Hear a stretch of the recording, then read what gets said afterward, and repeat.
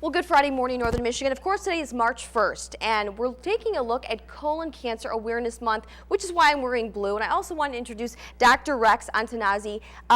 Thank you so much for being here. And of course, you're in your blue as well. That's right.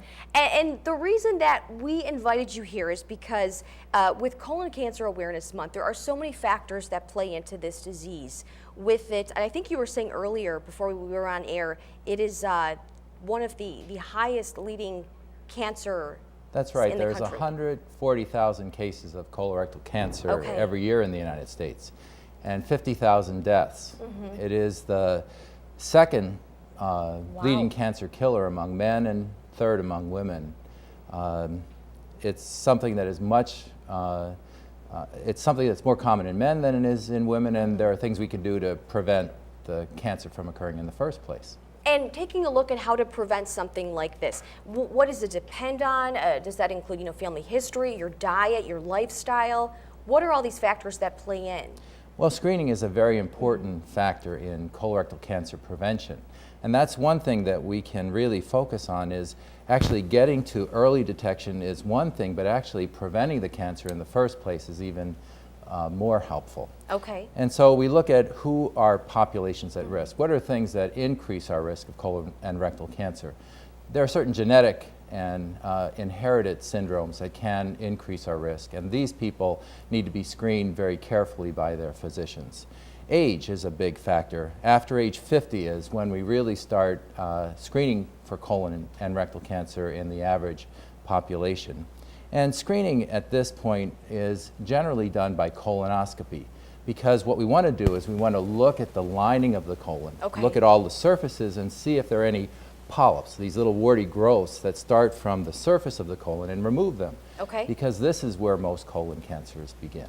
We have some pictures too that I want to take a look at, kind of explaining the whole digestive system here, looking at the areas that could be affected. Now, are we looking at the whole We're area? looking at all of the digestive system, Okay. and the area that we focus on in colon and rectal cancer is the rectum and the colon. These are the elements of the large intestine. Okay. And what about this one here? Well, that's more of the upper digestive system. Okay, okay. Again, the colonoscopy is a scope, a very thin tube with a camera and a light on the end of it that is passed through the rectum, up through the large intestine, to search for these polyps. And at the same time, we have tools that we can place through the colonoscope to remove the polyps. And speaking about colonoscopies, a lot of people, I think, there's a stereotype about them. They think, oh, I don't need those, I'm going to wait.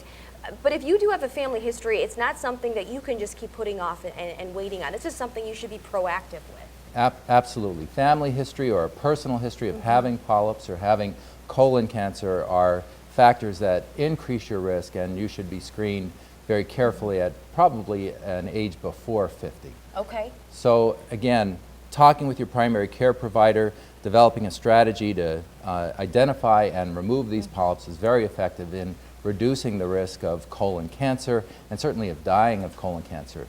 Since about the mid-'80s, the rate of cancer death from colon cancer has been declining, and also the incidence rate for colon and rectal cancer has been declining as well. So we are being very effective with this strategy.